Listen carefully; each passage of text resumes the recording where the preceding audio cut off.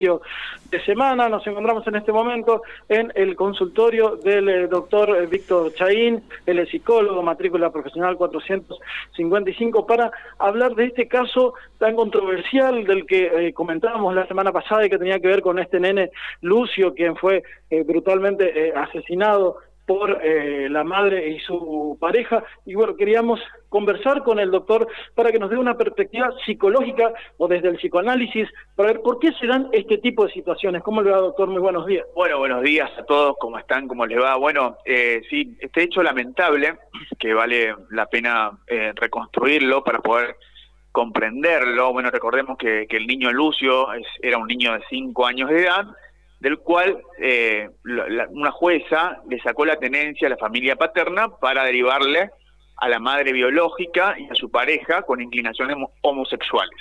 Bien, bueno, respondiendo a tu pregunta, ¿por qué se dan estas situaciones? Bueno, claramente estamos enfrente de acciones perversas. ¿Qué significan acciones perversas? Acciones que están ligadas a la transgresión del deber. ¿Cuál es el deber en este caso? Bueno, lo que se espera de una madre o de adultos que están a cargo de un niño es cuidarlo al niño, velar por su bienestar, por su salud, y claramente todo lo contrario de lo que se hizo. No solamente no cuidaron del niño, sino que lo agredieron, abusaron sexualmente de un niño de 5 años y llegaron a terminar con la propia vida de su hijo biológico, y en el caso de la pareja, de un niño al cual estaban a cargo, digamos. Hablamos claramente de acciones perversas. Eso en base a la teoría que usted tejió alrededor de las mentes perversas. ¿Qué es lo que le pudo haber pasado a esta pareja para haber sentido alguna especie de disfrute con lo que le estaban realizando al niño? Bueno, claramente sí, hay satisfacciones, hay placer en las acciones de crueldad, en las acciones ligadas a cometer actos desviados del deber de la norma, actos que no tienen que ver con el bien, y sobre todo, digamos, el placer y la satisfacción de despojarlo de su humanidad a un niño indefenso, y llevarlo a una condición de objeto. ¿Objeto de qué? Objeto de manipulación, objeto de agresión, objeto de descarga de la crueldad para satisfacer los fines perversos de estas personas.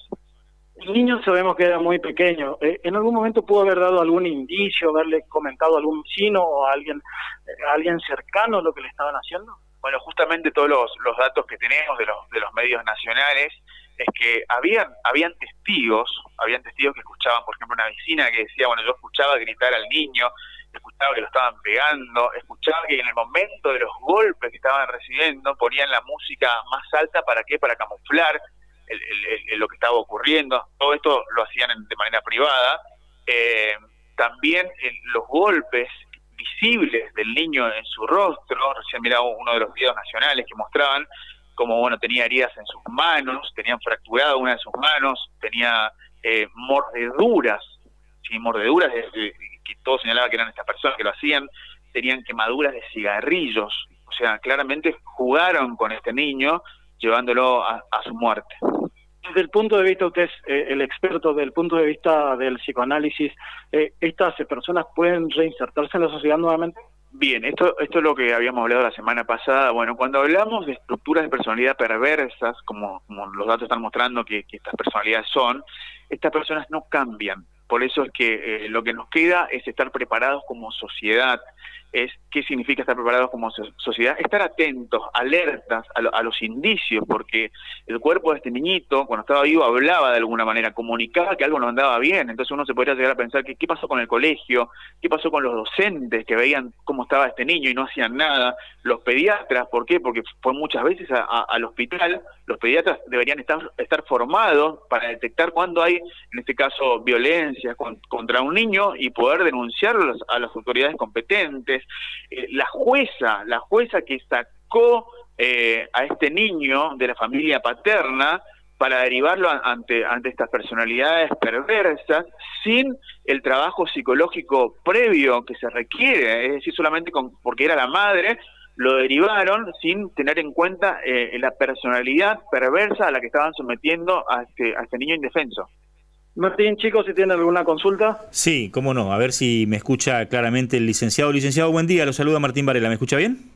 Hola, buen día Martín, ¿cómo les va? Sí, lo escucho Pero perfectamente. muy bien. Primero que nada, le pediría si me puede decir su matrícula al aire, porque tenemos la obligación por cuestiones legales. Sí. 455. Perfecto.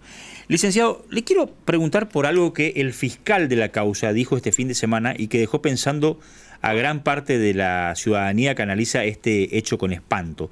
El fiscal está apuntando a un crimen de odio.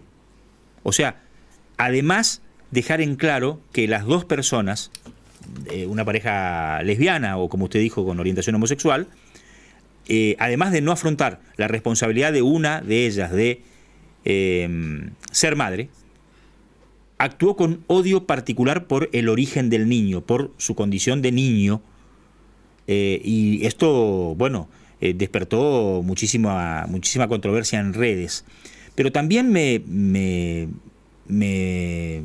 a ver, no quiero pasar de largo una declaración de la diputada Ofelia Fernández que dijo, de manera insólita, que en este crimen es más fácil culparlas porque son lesbianas y la opinión pública tiene tendencia a culpabilizar por una cuestión sexual. ¿Qué ruido le hace a usted todas estas cosas? Fundamentalmente, la posibilidad de que sea determinado como un crimen de odio por la condición de su origen de niño, y el hecho de que una legisladora, en lugar de apuntar a lo abominable de torturar y hacer pasar por un infierno físico a un niño, enfoque en la cuestión sexual de la pareja.